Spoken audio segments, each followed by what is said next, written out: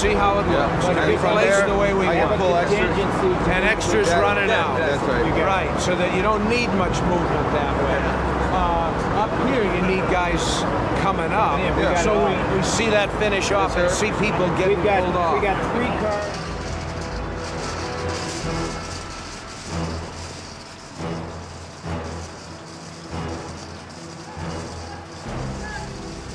Hold everybody back! We're clean calling! East side! Go!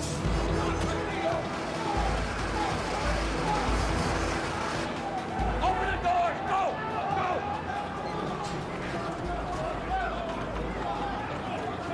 Get down! Get down!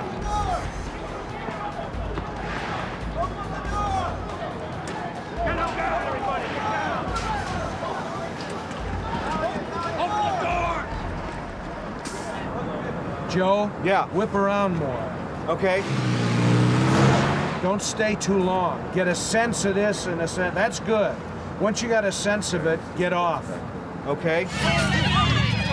I met Tom Brown maybe 10 years ago, and I got interested in what he does, which is kind of Sherlock Holmes, but using very practical things, not deduction. He can, for example, come into a room and tell you how many people have been in that room in the last 6-7 hours, whether they were male or female, what was the nature of their emotional state by the way they were standing. And he also taught these survival skills to special forces and how to kill. But what interested me about him was that he had never really killed anyone himself. And yet he had picked up all these extraordinary lethal skills and was teaching them to our special forces. The character of Tommy Lee Jones and Benicio del Toro have my skills. In other words, they're expert trackers, they're expert survivalists, they're great at escape, evasion, camouflage. And Benicio's character went bad, and of course Tommy Lee has to hunt him down. And it's a cat-and-mouse game. It's a slow-speed chase, if you will, using the skills of the ancient Native Americans. We did quite a few extensive rehearsals of this Cali fighting in a dojo in downtown Portland, where the two guys who are world-class experts who train the special forces, Tom Kyer and Raphael Kayanan, showed Benicio and Tommy, what the moves were. The actors really wanted to tell a story through the fight, so they didn't just want to fight just for the sake of a fight. The fight had to have meaning. Each movement had to express that character's, how he looks at things. And Tommy and Benicio practiced them over and over again so they could do them without doubling.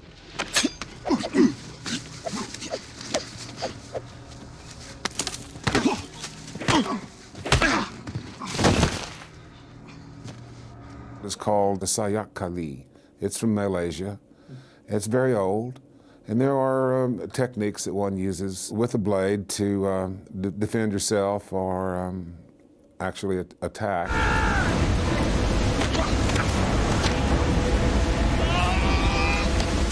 We had choreographed the fight and everything, but Billy would come in and tell us exactly what he saw and his feelings about it. And then we would re-choreograph it to Billy's needs. He's a guy that really knows action.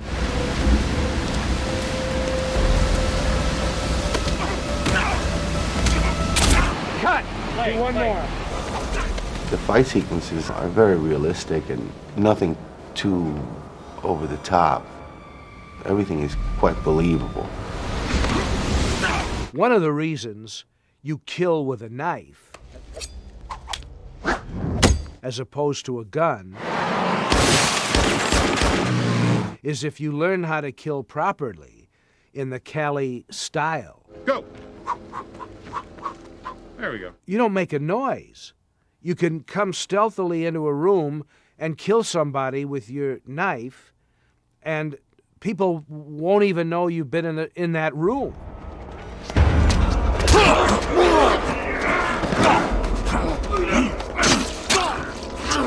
If it's a gun, even a gun with a silencer, it makes a statement.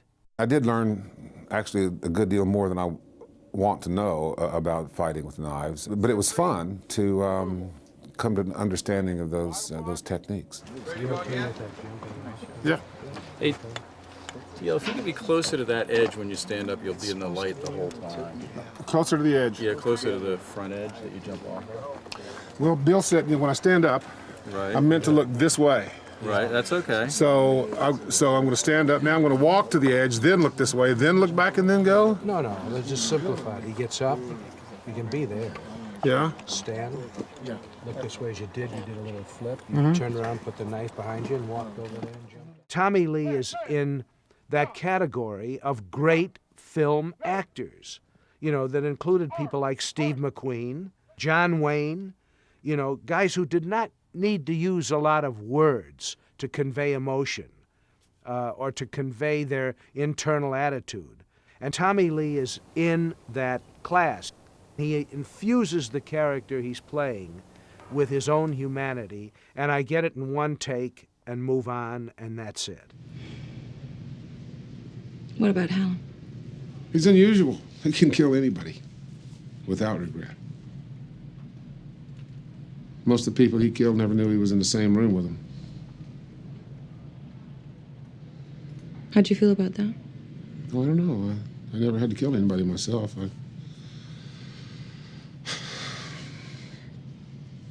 I just taught people how. I worked with Billy, all over the world. We're good friends, good pals. We've been together in Morocco and North Carolina, Oregon, Washington. He's just a running buddy and a good pal and very fine director. Benicio does a lot of research into his character. He wants to explore a whole wellspring of ideas that might relate to his character. So he'll spend a lot of time talking with guys who've actually done this work, and he approaches his work as an actor as a student might, He learns as much from the people who have done this as he is prepared to bring to it himself. Once he has absorbed all of the technical stuff that I can bring to him about, for example, the attitude of the Special Forces, which is a specific attitude in the way they move, the way they think, the way they react, and the way they are when they're not in combat. Once he has absorbed all of that, he then puts it through a filter which can only be described as his own take on portrayal. The action stuff, it was not easy to do. You gotta see these guys here.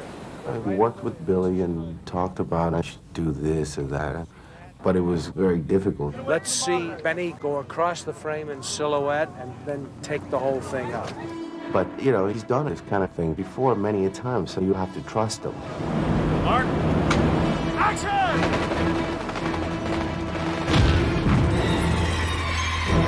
The actual, act of killing, I think, is a horrible thing. So the way I looked at it was what drives him over the edge is the horror of war. Whatever he does is not going to be, let's say, a straightforward performance. It's going to be curved in ways that you least expect. What if there was a species above us in the food chain? How do you think you'd feel if that species lost total respect for us and started slaughtering us wholesale? I don't know. But it's very interesting. Do you understand it? Oh, yeah. Good. I did want to make the Benicio character a needle in a haystack in the parts of Portland where he could hide in plain sight.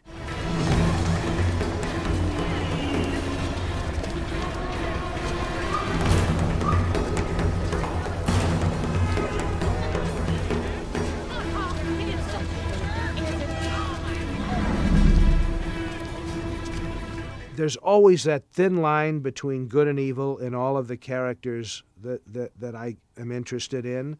And there is no prototypical hero or prototypical villain. And in this case, I think I've stretched it pretty far, as between Tommy Lee and Benicio, where the audience's sympathies may even go. Hallam's battle stress has become so deep it is a part of his personality. And it's impossible to reverse. I made him what he is, and I can stop him.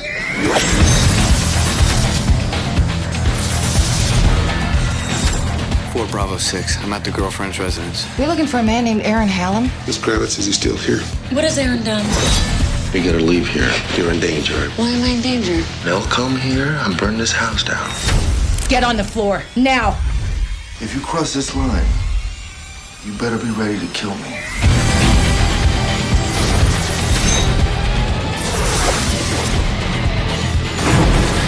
Release him, Aaron! Release him now!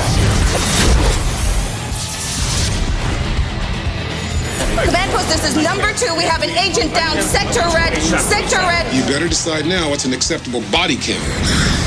That's what you're gonna get if you let these guys declare war on my boy.